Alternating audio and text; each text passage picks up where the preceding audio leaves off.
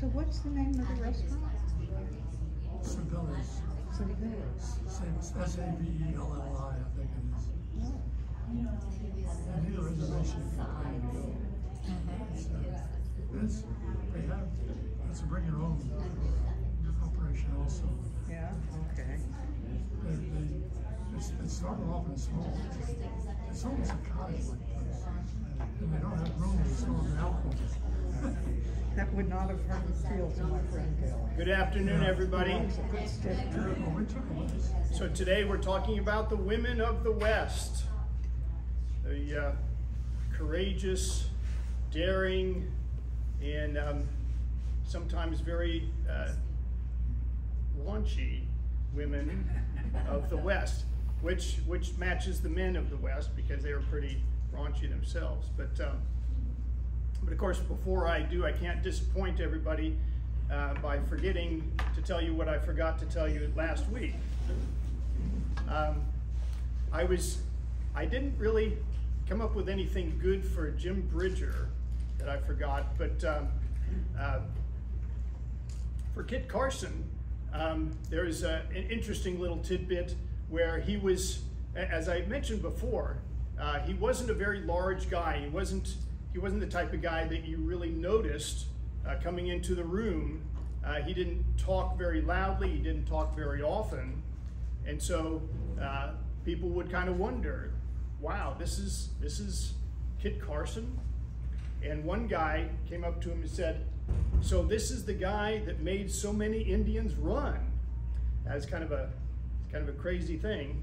And so Kit Carson looked at him and said, "Well, yeah, but usually they are running after me." So, women of the West, we all know who this is, right? I kind of gave it away last week. Calamity Jane. What a look. Isn't that great? No smile, stern looking face, kind of looked like a backwoodsman sort of thing. And that's kind of the look that she went for. So I wish I could tell you that I had some really good books on women of the West, but I really don't have too many that I could recommend as great summer reading. So some of these aren't directly about Calamity Jane or Belle Starr, who I'm going to be talking about, but these are books in general about women in the West. The first one, Anne Seagrave's Soiled Doves. We all know what a soiled dove is, don't we? Most of the women who came out west turned out one of the few occupations that a woman could have, and certainly the most reliable, is that of a prostitute. So many of the women that you will learn about who came out west became prostitutes. The next one, Rose Pender, A Lady's Experiences in the Wild West in 1883. This is kind of an interesting one. This was a woman who came from England, a wealthy woman who came with her family or entourage of some sort, and traveled all the way to California and back. And it's kind of an interesting tale. It's a short book, only 134 pages, but it gives you a glimpse of what the West was like traveling out in those days, whether it's by stage or by the train, what it's like staying in the really awful hotels or inns that she had to stay at, the bed bugs, the people who would wait on her, the people who ran these inns, sometimes very nice people, sometimes really awful people. So it's interesting in that sense. Now this one, Louise Clapp, the Shirley Letters. I actually gave a lecture on her, I think a couple of years ago in the summertime, as I was talking about people in California in the West. And this is really a great book. This is a woman who came out to California in the gold rush time with her husband, who was a doctor. And she just wrote about her experiences in the mining camp in which they lived. And so, fascinating. The great thing about this book is that she is absolutely a fantastic writer. She could write about just about anything, and it grips your attention. So I highly recommend this one. The next one, I mentioned before, John Ames, The Real Deadwood. He'll talk about Calamity Jane somewhat in this book. This is the type of book where if you want some kind of thrilling reading, exciting sort of stuff, you can read this. It was written as a companion to the HBO series. So it's kind of hyped up. It's not always entirely accurate, but it's meant for fun reading, really. James D. McLaird, Wild Bill Hickok, and Calamity Jane. I mentioned this before also when I was talking about Wild Bill Hickok. And so it's a short one, 174 pages. Half of it is about Wild Bill, the other half is about Calamity Jane. It's interesting that he wrote this book primarily because because a lot of people see those two kind of together, because Calamity Jane made a big deal about they had this love affair, when in fact they really didn't know each other very well, and Wild Bill didn't really care for her much at all. So he wrote this book with half of it about Wild Bill and the other half about Calamity Jane, just to show that the two of them really don't belong together. And then there's Roberta Bede's Solid, Calamity Jane, 163 pages.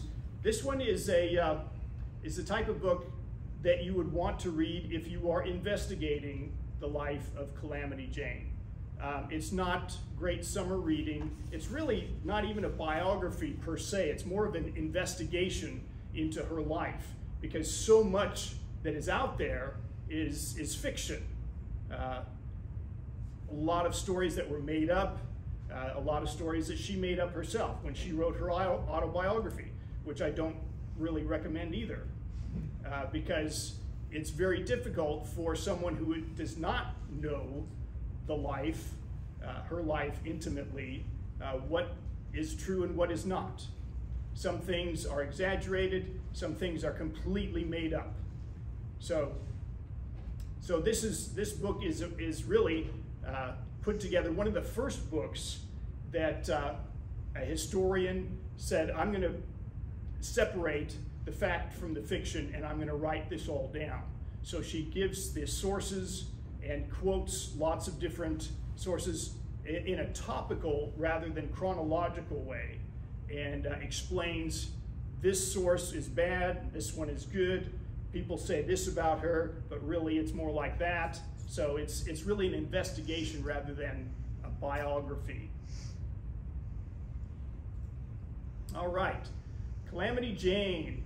She was born Martha Jane Canary, either May 1st, 1852, or 1856, or 1860. So yeah, what a spread, huh?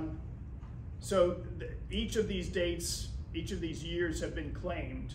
I'm going to go with 1856, just because. Princeton, Missouri, she was orphaned at 14.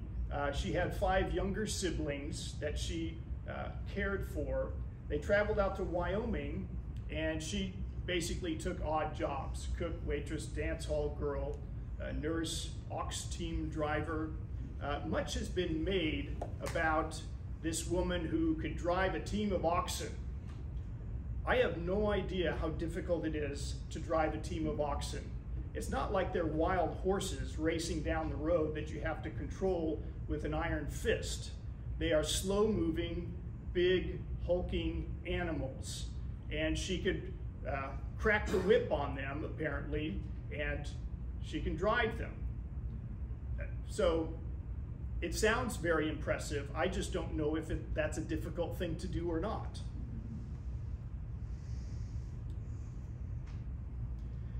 So her younger years were basically traveling through many of the boom towns, getting any kind of work that she could. And apparently she liked traveling, or she was just kind of flaky and didn't like staying in one place for very long. There is some dispute as to whether she performed as a prostitute or not. Most people regard it as, yes, of course she was a prostitute. There's really not, it's not stated anywhere specifically that she worked in a whorehouse performing those duties. She did work in those type of houses as a cook or a laundress. That we know, that is official, it's in writing. But there's never been anything specifically in writing saying that she was a prostitute in this house. As many women, I shouldn't say many women, as many prostitutes sometimes did, they traveled with troops who were traveling from one place to another, and they would dress up in men's clothes so that they wouldn't be caught by the officer of the day. And of course, the men didn't mind, they encouraged it so that they could have a woman with them. So she did that, and she found that she liked it. She liked dressing in men's clothes. She was kind of a rough and tumble sort of person, and she loved to party with the soldiers, and she could drink with the best of them, and she could cuss with the best of them. So nobody knows for sure how she got the name Calamity. I'm saying this because this is how I think she got the name Calamity. Whenever she was around, she could cause a ruckus amongst the troops. And so that was kind of the thing. Here's Calamity Jane. She's going to show us a good time, and she could. She can get drunk. As I said, she drank with the best of them. She became an alcoholic, unfortunately, and that kind of destroyed her.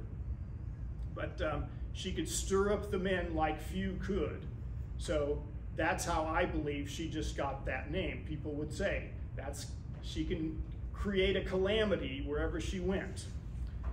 She made up the story of how she saved some officer's life from marauding Indians, and so this officer said, wow, you're Calamity Jane, because this is some great thing that she did. But you know, it's obviously a made-up story.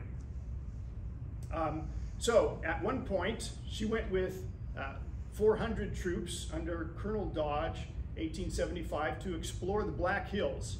At this time, they were just discovering gold in the Black Hills. Colonel Custer had recently led an expedition out there and found preliminary amounts. It discovered that there was gold out there, so they sent another expedition, and this was under Colonel Dodge, and she went out there and had a good time with the troops. There was a story that went out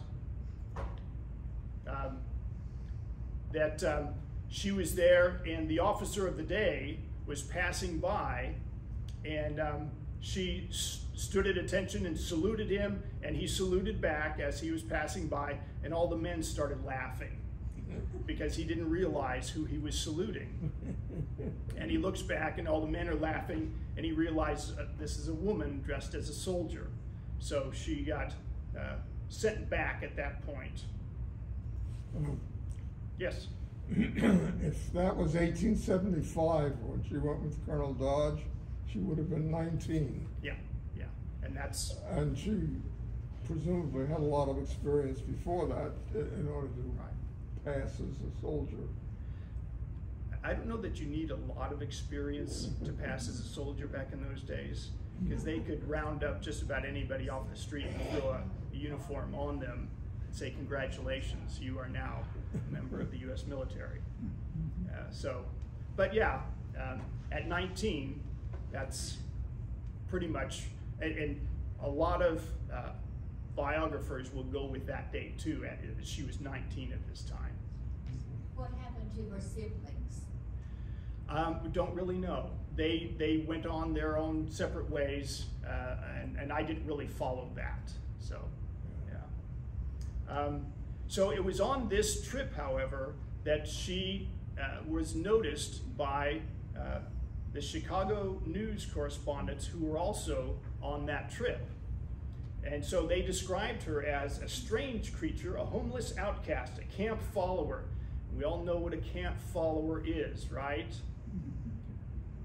Who was a better horseback rider and bull whacker than any man in the regiment. So that's how the news reporters described her.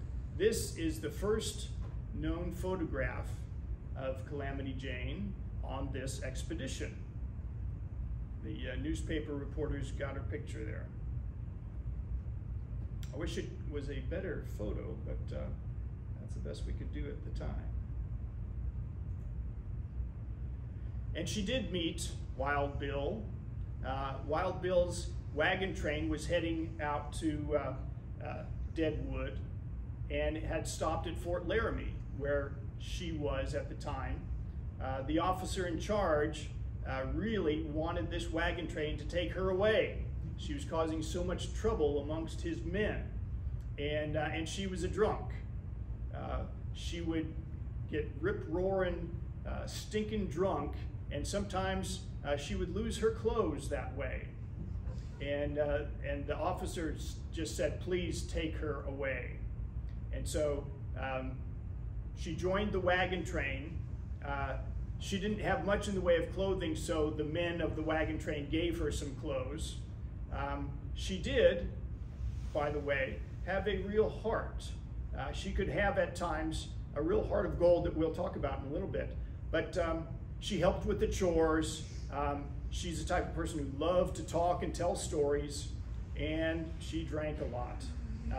Wild Bill was a very generous sort of guy, and he would buy a keg of whiskey and share it with everybody. And each morning, Calamity Jane was the first to line up to get her fill of whiskey. As they're traveling, they stop each night in camp, sit around the campfire and tell stories, and she was known as one of the best. She could tell stories that everybody loved to hear. And it was said that she had a wonderful command of profanity. In her stories, she cussed with the best of them.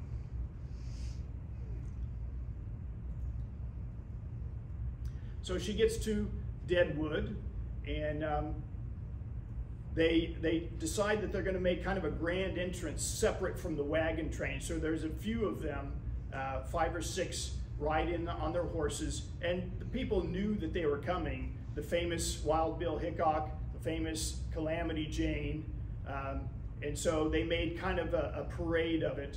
And it seemed at the time that Calamity was the more famous of the two.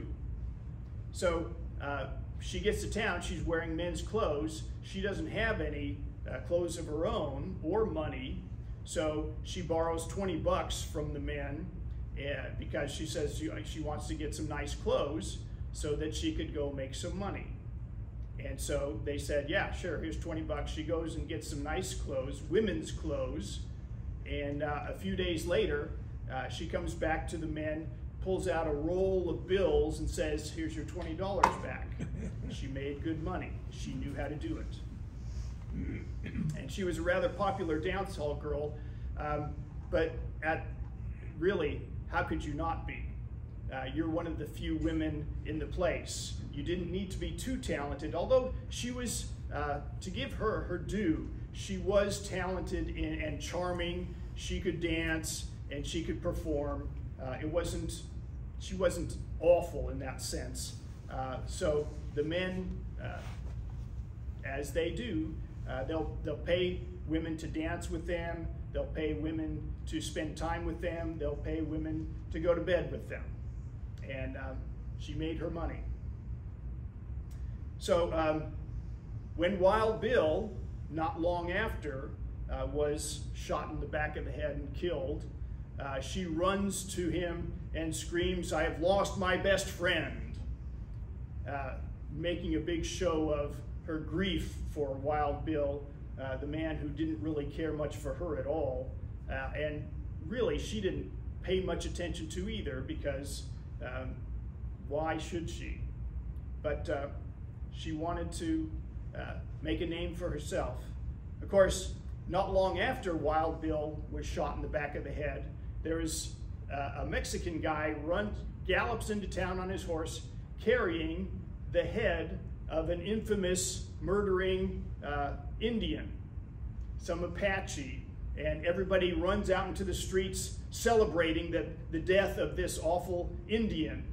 And Calamity runs out with them, and she just totally forgot about the death of Wild Bill. So she becomes really famous in 1877. The dime novel series, Deadwood Dick, probably the most popular of these cheap dime novels, decided that the author, Edward Wheeler, decides he's going to put Calamity Jane in with Deadwood Dick. And of course, he never met Calamity. He only read a few stories, but it didn't matter. He could make up his own. And she became very famous that way. And so the idea was that both Deadwood Dick and Calamity Jane are villains who have a heart of gold.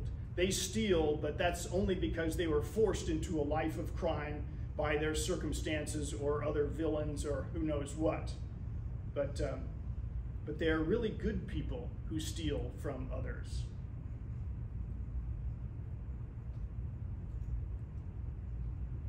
So, Calamity Jane was the party animal that many women were, but she was the best of them. But she also became famous because she had the heart of gold, and she truly did. If it was well known around those parts that if someone was sick, if someone was injured, she would go to them and spend time with them, healing, helping them recover as their nurse, and basically feeding them and taking care of them, washing whatever was needed. And it was said that she could go up to 6 weeks without drinking, which was an accomplishment for her.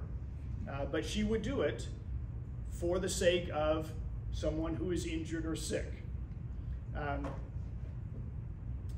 So there's also the story that there was a smallpox epidemic in 1878 in Deadwood, and that she went around helping people, that she was well known for that. That we're not really sure of. Some people will say that she wasn't as involved as the stories make her out to be, but it is certain that at other times she did help people in need, and that was not just some made-up story. Many owe their lives to her tender care, it was said. So in her later years, she worked managing saloons and whorehouses, some successful, some not so much. She spent a lot of time traveling to mining towns. She sometimes would sell liquor to the Indians, which was also a very common thing for someone who didn't mind breaking the law a little bit. It was almost impossible to keep people out of the Indian reservations selling liquor, because it was such a profitable thing to do. She would go through various men, hooking up with anyone who would spend time with her and spend money on her. We believe she had 2 daughters. A lot of that is, sometimes that sort of thing is conjecture, because the years of her life spent traveling out in the West are kind of shady. There's just stories about her that we have that aren't always corroborated.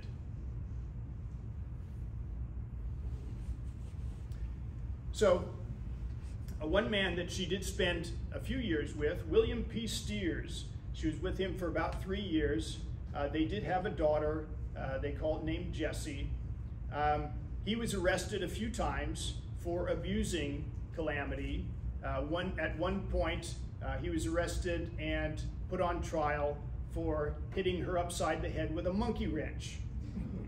So, yeah, he was a pretty brutal guy. And yet, unfortunately, like so many abused women, she went back to him time and time again. And of course, she's arrested a number of times for being drunk and disorderly. One time she was thrown out of a bar, and she picks up a stone and throws it right through the huge plate glass window because she was so angry about that, and she was put in jail. After she was done with steers, she married a cowboy, Clinton Burke, and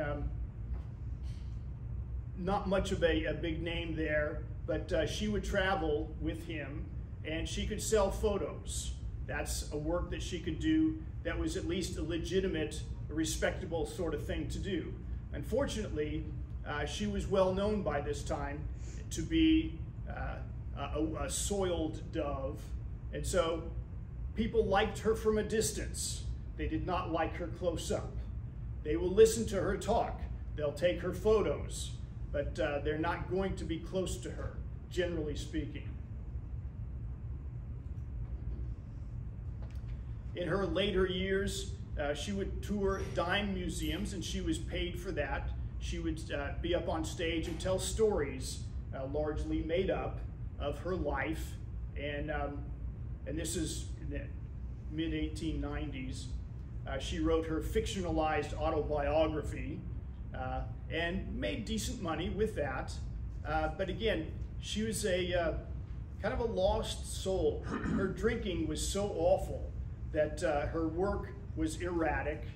She couldn't be counted on to do much of anything, and her health was declining. She'd travel around Montana, selling her photographs, autographing them, sometimes sitting with someone who wanted a photograph with the famous Calamity Jane. She married Robert Dorset. Again, not much of a big splash there.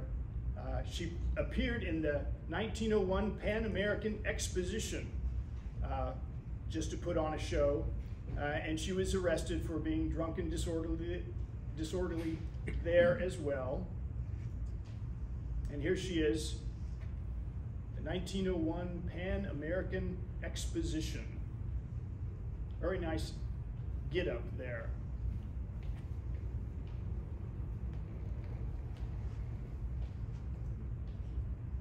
So, Buffalo Bill, who was also at the Pan American Exposition, decided, as everyone did, that she needed to go. She had done her piece, and it would be best for everyone involved for her to go back home. And so Buffalo Bill, a very generous sort of guy, paid for her trip back. Calamity did not spend that money entirely on getting back home. She wanted to make several stops along the way and have a good time doing it. So she would stop at various towns, go out, have a good time, maybe sell some photographs, get drunk, get thrown out of bars, get arrested. And so another quote, she could swear oftener and use more blood-curdling oaths in rapid-fire order than any other heavyweight of her class. Mm-hmm. That was a good quote from some newspaper writer, reporter. She died August 1st, 1903, at the age of 46. It was most likely her liver that gave out on her. She had not been well for some time, frequently getting sick and needing to be taken care of. And a really sad, sort of pathetic ending to someone who could have had a much better life, I think, if she would have made better decisions and wasn't an alcoholic, which, again, just a very sad thing. So here's the last photographs, Calamity Jane. Here she is drinking some wine. She's standing next to Wild Bill's gravesite. This is really just a few days before she died. And of course, the story is that she said she wanted to be buried next to my love, Wild Bill Hickok. And she was. Some people think it was just kind of a joke by the guys who buried her. Wouldn't this be a good thing to put the two of them together? It's a good tourist attraction, if nothing else. So they did, and here's her last photograph not long after she died.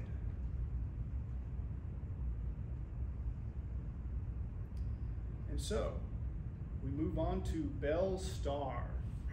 What was the photograph on, that one where she's dressed up? Is that a wedding photo or something? This one, she's dead. Oh. Yeah, she's laying down. That's her. It's her funeral photograph.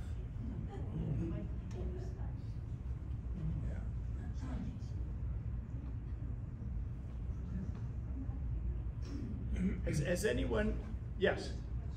So when she went, you said she went back home. Is that Missouri, and is that where she's buried? Or? So this is Deadwood.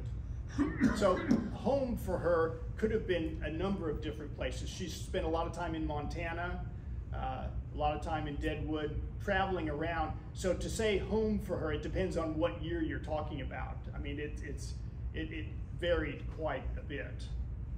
So, but the grave is in Deadwood, where Wild Bill was buried. Yes. I'm amazed that she became so well known when she didn't do anything. But see, she There's did. nothing to her life That's the thing. That's the thing about fame. You know, we talk about the people who are famous for no good reason other than they're famous. You know, the Kardashians or whatever. I mean, they're famous because they're famous. She was famous because she had a great name. First of all, Calamity Jane. How could you beat that? Of course, she wasn't the only Calamity Jane. There were others. She was just the most noted because she was a character that when she was on, she could tell stories, she could perform, and the men just loved being around her because she was a larger than life personality. The reason she became famous, though, is because people wrote dime novels about her. Yeah, yeah, that's really what did it. And the newspapers would write stories, inflated stories about her adventures, and so that's why she became famous. Other than that, if she did not have that name, Calamity Jane, she would not have been famous.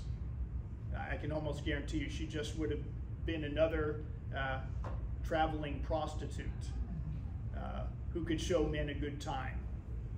So, yeah. Then we have Belle Starr, another woman whose name really made her famous. And look at that outfit. She was not one to dress up in men's clothes much, but she could wear those pistols in a very showy manner on those beautiful dresses, and that really stood out too. So I have a couple of books about Belle Starr. Again, and I really hate to say this, but neither one of these I would recommend for fun summer reading. The first one, short book, it's about Belle Starr and her daughter, Pearl Starr. Pearl Starr becoming a famous madam in later years, made a name for herself running the houses of prostitution. It's short book, 112 pages. It's entertaining reading, I suppose, but there are a number of stories in there that I know are not true because of this second book, Belle Starr and Her Times. This is very much like the story, the book about Calamity Jane, where it is not so much a biography as it is an investigation into the life of this person. So the second one, Glenn Shirley's Belle Starr and Her Times, is very informative, seems to be very well researched. And so it's something that I believe I can trust when I read it. It's just not very fun reading because of the many different sources that he's quoting at length to prove his point about various things that happened in Belle Starr's life. And so the first one is entertaining, but not always accurate. The second one is not entertaining, but much more accurate. So yeah, choose what you like. So she was born Myra Belle Shirley, February 5th, 1848, Carthage, Missouri, and later moved to Texas with her family. And again, 1848 is one of the dates that we believe is a possible year for her birth, and I'm just going to leave it at that. In her early years, she was given lessons in piano, dance, and elocution. She was given a fairly good education. Her father, for a short time, owned a tavern, and she performed as a young teenager. She was described as lively and talented, somewhat skinny and homely, and with a very sharp temper, very strong personality she had.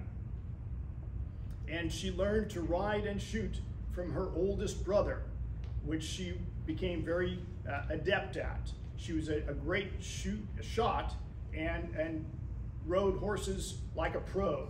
And she would almost always ride side saddle in her big flowing dresses, which I'm sure is not a very easy thing to do.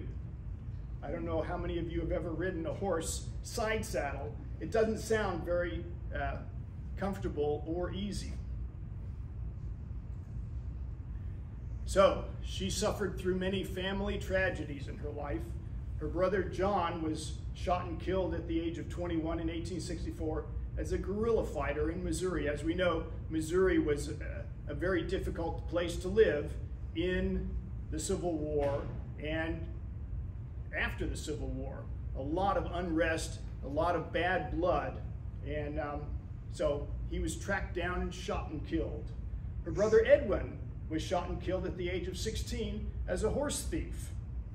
Her brother Mansfield was shot and killed at the age of 15 by law enforcement officers who were coming to arrest him for whatever crimes he was committing. Her other brother, Cravens, moved away in the late teens and was never heard from again. She did have an older sister who lived to old age, but that was it for her.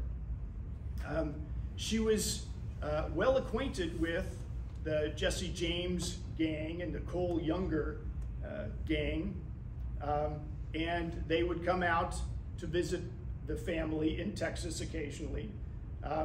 We believe that she had an affair with Cole Younger, although he always denied it. And some people will even suspect that her first child was fathered by Cole, although that's probably not true. She did marry this notorious outlaw, Jim Reed, since she couldn't have the other notorious outlaws. November 1st, 1866, they thought they could run away from their troubles by going out to California, and for a while, living out there, things were going really well until he was recognized, and so they had to flee back home, or back to Texas at least, or back to Missouri. She gave birth to her first child, Rosie Lee, later nicknamed Pearl, September of 1868, and then gave birth to James Edwin in 1871. So here's Jim Reed and Belle Reed at the time. Interesting outfit, those hats that women wore at the time. I guess that was a fashionable hat. Again, not a very clear photograph. I wish we could do better. But Jim Reed, as I said, was a notorious outlaw, often running from authorities. His thing was to rob stages. Sometimes he would just rob people who he knew had money. At one point, there was a couple that he and some friends knew had a great deal of money. So they entered the house, they grabbed the man, demanded to know where the money was. He wouldn't tell them. So they dunked him in the local well and kept dunking him until he gave up the goods. Belle was fully involved in helping him. She wasn't there at the sites, we believe anyway. She was never there at the site of the robberies, but she was involved and often accused of stealing horses with him. And so they are both frequently sought by law enforcement. Her first arrest was about a horse theft, but not enough evidence, so she got off. Jim and Belle, the married couple, had to meet secretly because he was on the run and a wanted man. He was finally shot and killed, being apprehended 1874. And it was said also that of her husbands, that he was the only one who really was the master of the house when they were married. After this, Belle married men that she could control. She was the master of the house with these other husbands. So some historians believe she married Bruce Younger, who was a cousin of Cole Younger, in May of 1880. It's disputed. They obviously had some sort of affair. However, it ended fairly quickly, and she married a Cherokee, Sam Starr, in June of 1880. And they lived on a reservation in some isolated cabin. They had several acres that they were going to turn into a farm.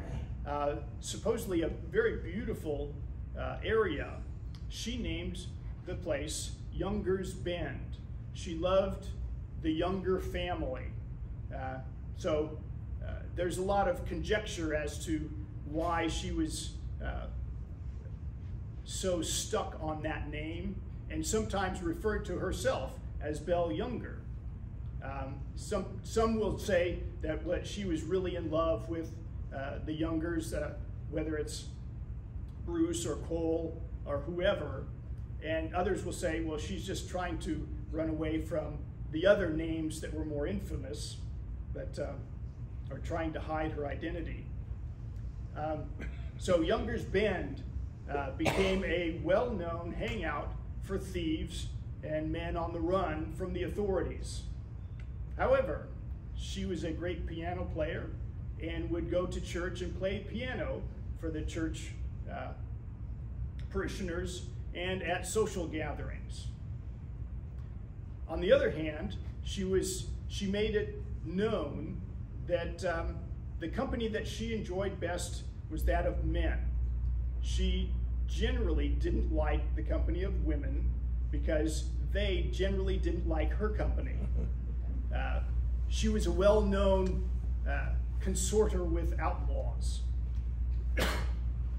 And so women loved to gossip about her, and she knew it.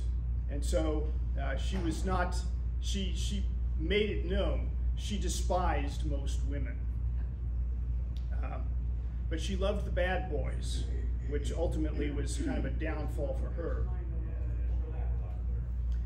So Belle Starr, at this point, becomes a star.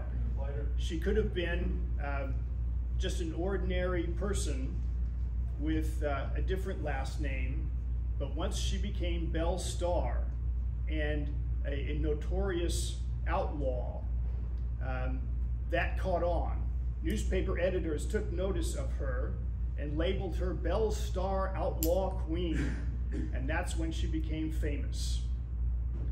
Dime store novelists wrote of her adventures that they would make up themselves. Her life, by the way, didn't change much. She became well known because of these stories, but she never got paid for any of that. So her life pretty much stayed the same. And she tried to make something of it and was sometimes would dress up so people could photograph her as the outlaw queen. But other than that, her life changed very little. Judge Parker, the hanging judge, famous in history as being the hanging judge. How many of you have ever seen the movie True Grit with John Wayne, or the latest one? Do you remember the judge that John Wayne referred to is Judge Parker? Because that was the well-known judge that would be recognized by the audience. So he becomes a justice of the peace in nearby Fort Smith, Arkansas.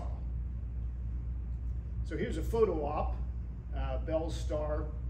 Don't know who the guy is there, but she's dressed up as Belle's star, side saddle, wearing the pistols. She started wearing those pistols, by the way, just because anytime she would ride into town, it was a very dangerous area.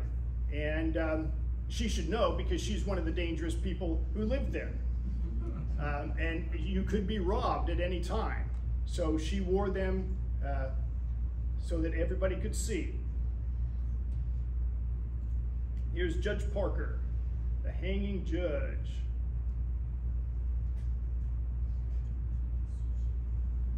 He was there for 21 years. I looked up some information on him. He was judge for 21 years.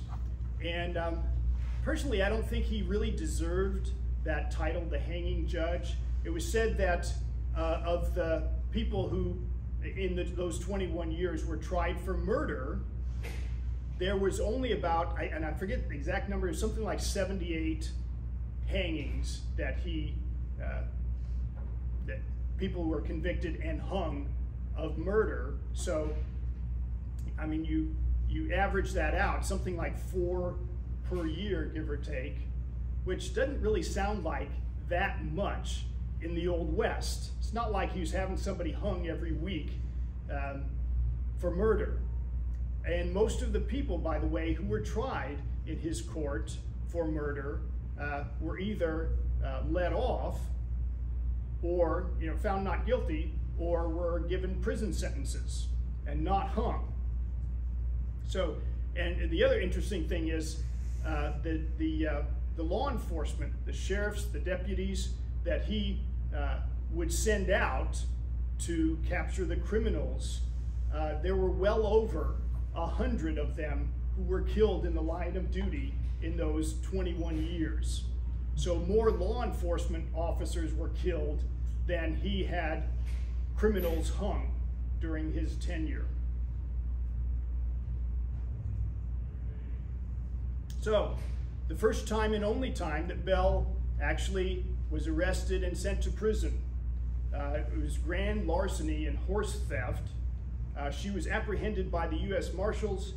Sam, her husband, went quietly, while Belle fought like a tiger.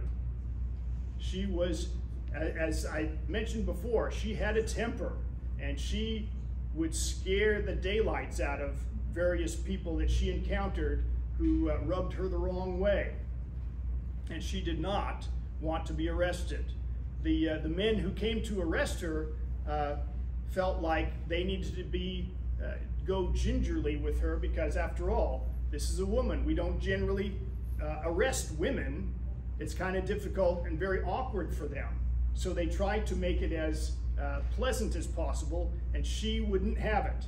She was not going to be arrested and go silently.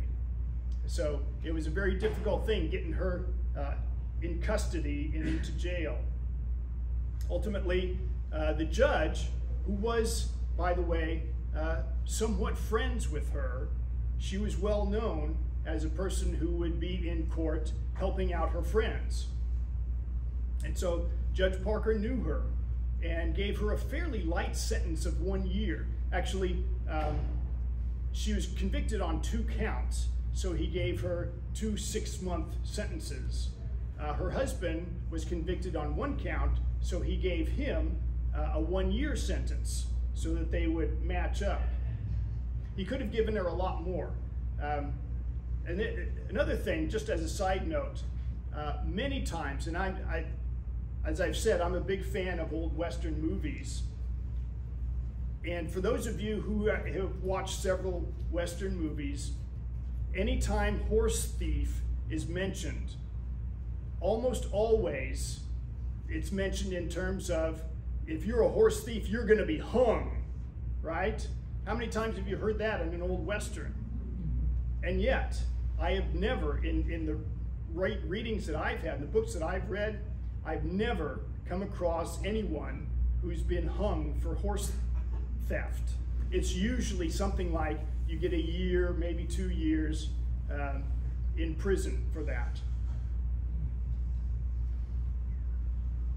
So even after this sentence, she was let out after 9 months for good behavior, and even after this, she was still friends with Judge Parker.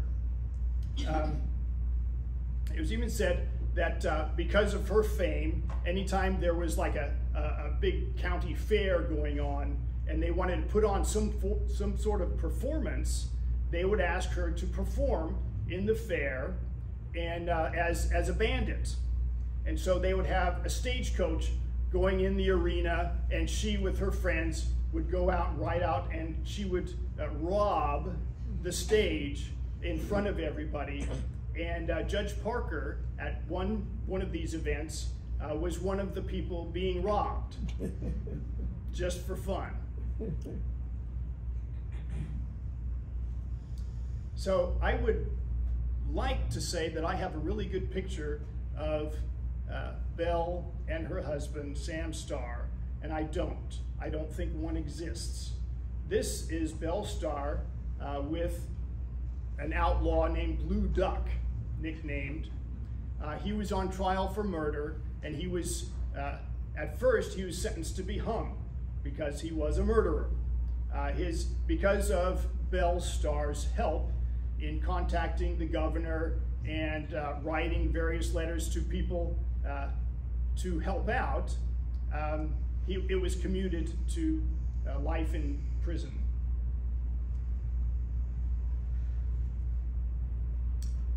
In her later years, she had many troubles once again.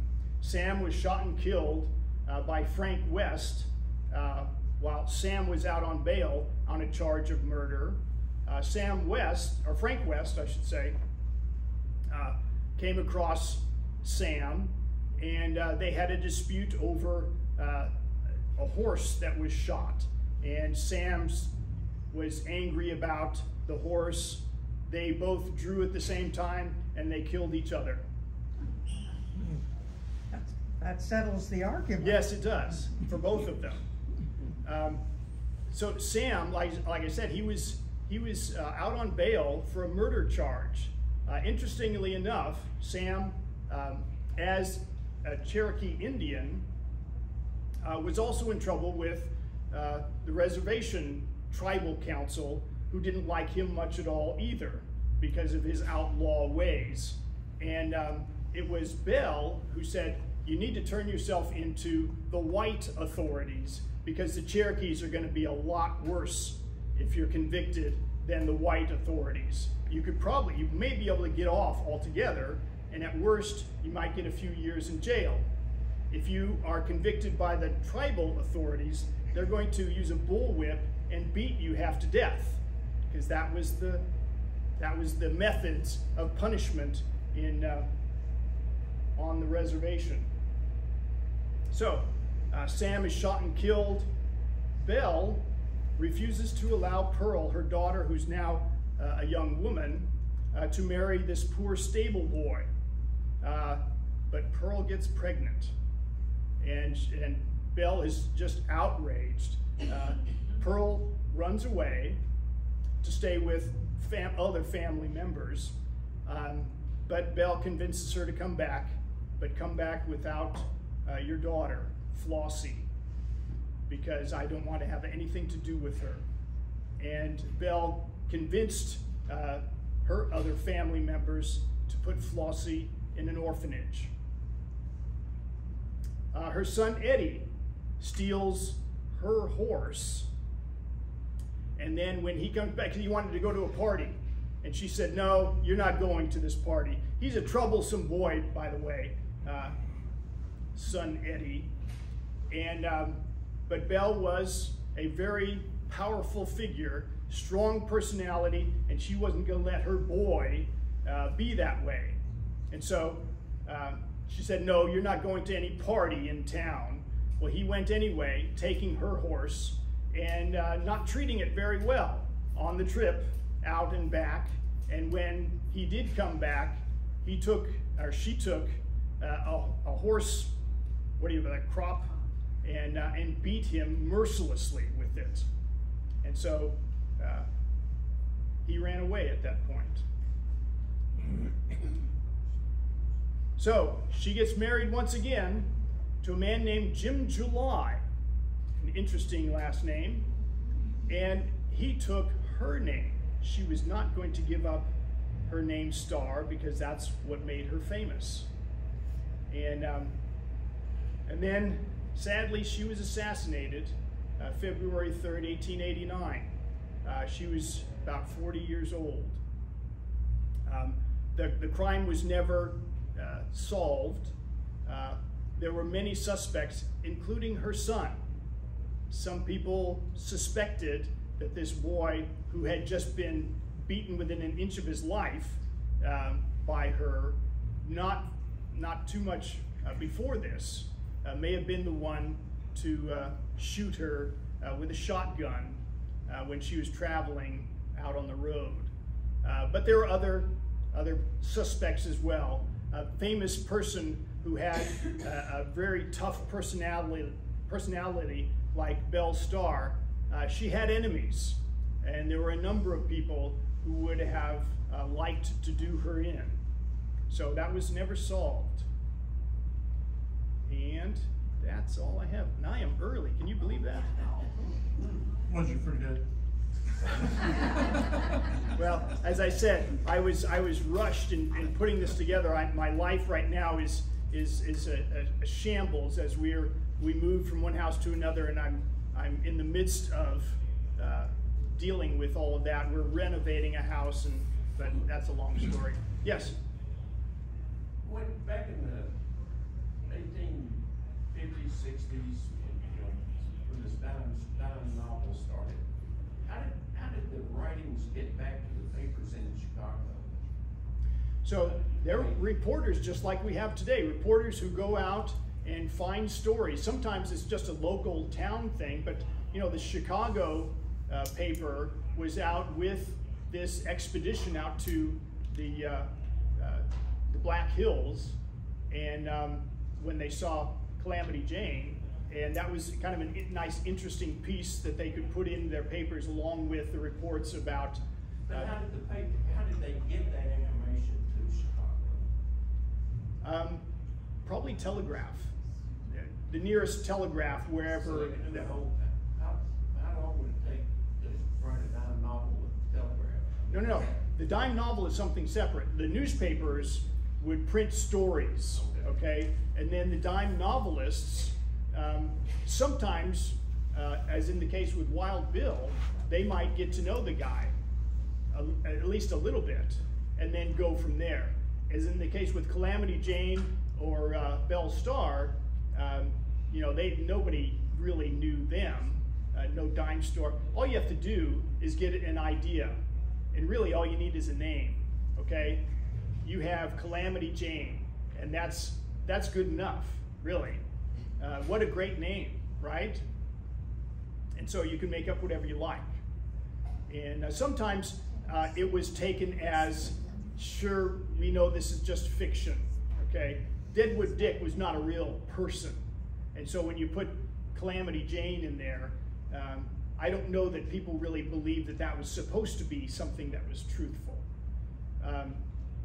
And then there's others, some novelists, who would say at the beginning of their book, this is the absolute truth, and I have the person himself, Wild Bill himself, I interviewed, and he told me this word for word, and so yeah, this is absolutely true, every bit of it.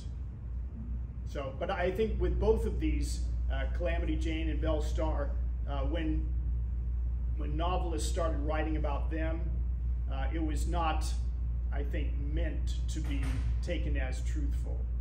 Although others would, other people could make up stories and say, yeah, I knew them, and this is But just one more question. yeah. But the dime novelists, did they just take bits of information? Did they live in Chicago, or did the novelists live in Deadwood and get their story?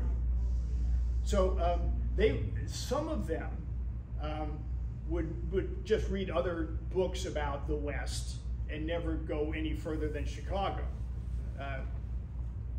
And others might take a trip out and get a feel for what it's like too. So yeah, yes. Oh, I'm sorry, right here. I used to have a bumper sticker on my car. Sadly, I don't anymore. And it said, "Wild, well-behaved women rarely make mistakes." Yeah. And this is a perfect example of two not well-behaved women. Right. And how they made history where their sisters who did the conventional life nobody's ever heard of. Although to be clear, neither one of these women are women that I would want my daughter to emulate. Okay. There are plenty of women that I would love to have my daughter emulate, right? I mean, who are famous for very positive reasons. I agree, but I just Yeah. But anyway, where was it, Pan American Expo that you mentioned? It was up in Canada at the time, yeah. And it was mainly a thing for Native American tribes to gather together and have talks and put on a kind of an exposition. Yeah. Yes. When you were selecting who you were going to feature, were there other women that you eliminated? Maybe So- had a little better reputation? So someone had asked me if I was going to do Annie Oakley, and I had considered her, and she would have been a good character, except that I really didn't want someone whose life was in show business. She led a wonderful life, but it wasn't out in the Wild West. It was the fake Wild West of Buffalo Bill that he created. So, Emma. Oh well, we're done anyway. So, oh, there we are. So yeah, that's why I didn't choose her. Where was the town of Deadwood? South Dakota, the Black Hills. Yeah, and that was where I had when I talked about Wild Bill and when he was shot in the back of the head, and his murderer was acquitted of the murder, even though it was very obvious. Deadwood at the time was not a legal town, and so the proceedings that this murderer went through, the judge, the jury, all of it was not legal. So he could be tried again, and he was, and hung for it. Yes. Just a piece of trivia. Our church has a sister relationship with St. John's Deadwood. Oh, really? And we've had the priest from St. John's Deadwood come down and tell us the history, tell us all about it. Any interesting stories? Well, probably, I think it was done to establish a ministry to the Indians. And this guy came down and he said, "We have 18 members and none of them are Indians." Yeah. Okay. Anybody else? Yep. Oh, yeah, sorry. I'm sorry, I may have missed this. Why did you use the word assassinated rather than murdered? Because I like the word assassinated better than murdered. And why did you say sadly? Huh? Why did you say sadly? About? You said it was sadly she was assassinated. She didn't deserve to be assassinated. She was a criminal, but she didn't deserve to be assassinated. She was a character, and she's the type of person that you might like to know from a distance. And there's a number of anecdotal things that I'll remember for next week that I could tell you about her, both in the positive and scary sense, because she really was kind of a larger than life personality. What have you got next week? So next week is on some famous Native Americans, and you could probably name them for me. Who is, when we talk about Native Americans of the Old West, who stands out? Number one, what's, huh? Cochise. Really? I wouldn't have thought that. Try again, try again. Geronimo, there we go. And why in the world do people jump off of things and yell, Geronimo? You know that one? I'll tell you next week. So, what's another one? What's another one? Big name. Sitting Bull. Thank you. That in my mind, that's the one that stands out the most. Okay. Anybody else? Crazy horse. Crazy horse. Very good. Very good. Yeah. So, okay. Anything else? Thank I'm you. letting you go early. Put it in the bank. Yeah.